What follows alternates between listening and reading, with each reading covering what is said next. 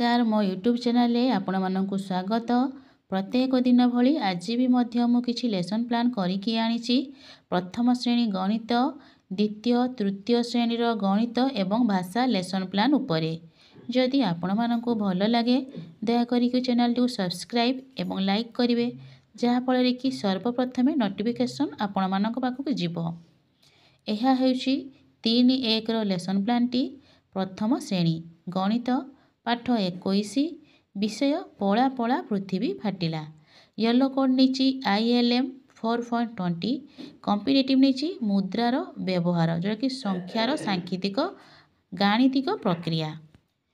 शिक्षार्थी को दुई दल में गोलाकार भाव बसाइबी। शिक्षक कलापटारे केते गुड़िए जिनिसर चित्र तैयारी करी ता तले केउ जिनिस केते टंका ता तले लिखिदेवे। प्रत्येक विभिन्न केतोटी वस्तु चित्र माध्यम कलामाटा मध्य चित्र करके देखी एवं चित्र कार्ड भी मध्य मु नेइछि। तो सही अनुसार प्रथम दलर पिला मानकु जण जण करी पचारिबी जे 10 टंकार तमे की जिनिस किनि पारिबो। पिलाटी जिनिस देखिकी केउ जिनिस किनि हबो तो से माने कहिबे। एहीपरि प्रत्येक पिला को नेकी कार्यटी करिवि। कार्यटी करि साला परे तांको जो अछि गणितर सप्ताह 24 करिया पई कहिबि। TLM नेछि विभिन्न वस्तु जिनिस विभिन्न वस्तु सहित जिनिस थिबा चित्र कार्ड मध्य नेछि। सही विषयर भाषा येलो कोड नेछि ECL 144 कॉम्पिटिटिव नेछि दीर्घकार रुकार जग धारणा। एथिरे समान ध्वनि सचेतनता जानिबे। रुकार शब्द लेखा थिबा प्लास कार्ड को कलापटारे टांगी देबी। शिक्षक बड़ पाटी रे आंगुली देई चिन्ही पढ़िबे। शिक्षार्थी मध्य ताकू अनुसरण करके पढ़िया पई कहिबी। प्रत्येक पिला शब्द गुडी को पढ़िबे जेपरिकी शृगाल, कृषक, पृथ्वी, नृपति एपरि विभिन्न शब्द को लेखाई कि टंगा हिथिबो। से माने प्रत्येक पिला जण जण करके आंगुली देकी पढ़िबे। शिक्षक पढ़िबे ता सहित पिला माने मध्य पढ़िबे। एही कार्यटी करि सारला परे तांकर जो अछि भाषार सप्ताह 24 करिया पई कहिबी। एथे TLM नेछि रुकार थिबा शब्द कार्ड।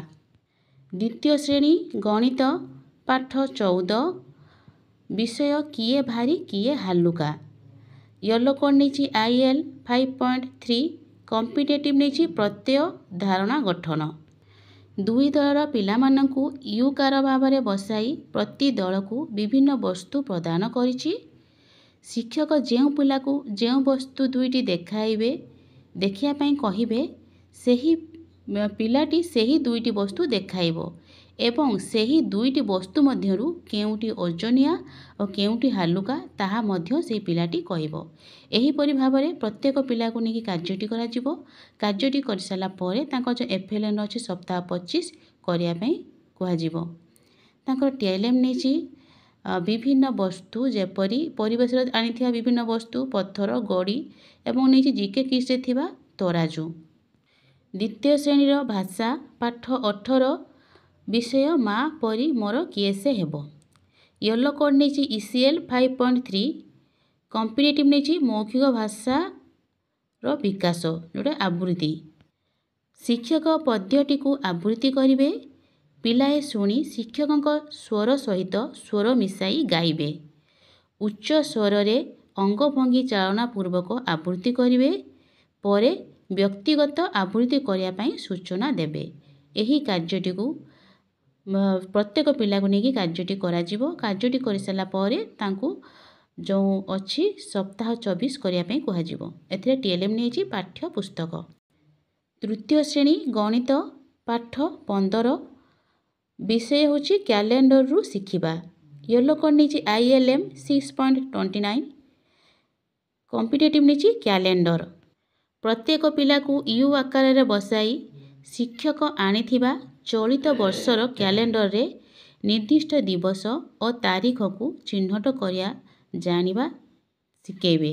ताकू कैलेंडर रे जो निर्दिष्ट दिवस एवं तारीख को चिन्हट करेबे एवं तार धारणा पाइबे। ଏହିପରି ପ୍ରତ୍ୟେକ ପିଲାକୁ ନେଇକି କାର୍ଯ୍ୟଟି କରାଯିବ। କାର୍ଯ୍ୟଟି କରିସାରିଲା ପରେ ତାଙ୍କର ଯେଉଁ ଅଛି FLNର ସପ୍ତାହ 25 କରିବା ପାଇଁ କୁହାଯିବ। ଏଥିରେ ମୁଁ TLM ନେଇଛି ଚଳିତ ବର୍ଷର କ୍ୟାଲେଣ୍ଡର। ସେହି ଶ୍ରେଣୀର ଭାଷା ପାଠ 14, ବିଷୟ ହେଉଛି ବଣ ଅଦାଲତ। ୟେଲୋ କୋଡ୍ ନେଇଛି ECL 6.2, କମ୍ପିଟେଟିଭ୍ ନେଇଛି ମୌଖିକ ଭାଷାର ବିକାଶ। ପ୍ରଥମେ ମୁଁ ଗୋଟେ ସକ୍ରିୟାତ୍ମକ କାର୍ଯ୍ୟଟି କରିଛି ପଶୁ ପକ୍ଷୀ ଖେଳ। ପିଲାମାନଙ୍କୁ ଗୋଲାକାର ଭାବେ ଠିଆ କରାଇଛି। ଶିକ୍ଷକ ଗୋଲ ହେଇକି ଠିଆ ହେଇସାରିଲା ପରେ ଜଣେ ପିଲାର ଗୋଲ ଚାରିପଟେ ବୁଲିବ। ସେ ଯେଉଁ ପିଲା ପାଖରେ ଠିଆ ହୋଇବ ଏବଂ ପଶୁର ନାମ କହିବ, ସେ ପିଲା ସେଇ ପଶୁ ଭଳି ଅଭିନୟ କରିବ। ଏହିପରି ଭାବରେ ପ୍ରତ୍ୟେକ ପିଲାଙ୍କୁ ନେଇକି କାର୍ଯ୍ୟଟି କରାଯିବ। ଏହାପରେ ଶିକ୍ଷକ ପିଲାମାନଙ୍କୁ ବସାଇ ଜଙ୍ଗଲ ସୁରକ୍ଷା ବିଷୟରେ ଗପ ପିଲାମାନଙ୍କୁ କହିବେ।